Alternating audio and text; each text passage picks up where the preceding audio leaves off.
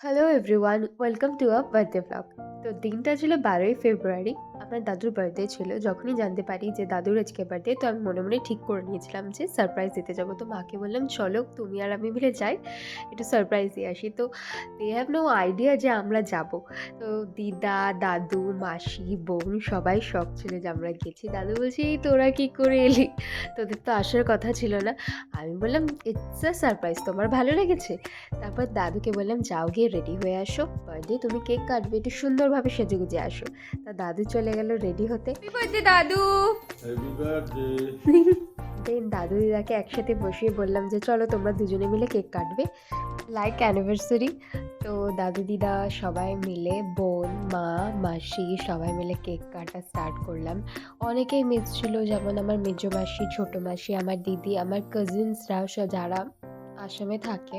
তো সবাই মিস ছিল। তো ঠিক আছে, এই ছোটো ছোটো মুহূর্তগুলো খুব স্পেশাল হয়ে ওঠে লাইফে। তারা যখন আসবে তখন আবার করা হবে জিনিসগুলো। তো দাদু খুব খুশি হয়েছিল যে একটা ছোট্ট সারপ্রাইজ হয় না, যে ছোটো ছোটো জিনিসগুলো অনেকটা লাইফে অনেকটা জায়গা করে নেয়, ওরকম টাইপের। তো তারপরে সবাই দাদুকে কেক খাওয়ালো, দাদু আমাদের কেক খাওয়ালো, আর দিদা স্পেশালি দাদুর জন্য পায়েসও বানিয়েছিল।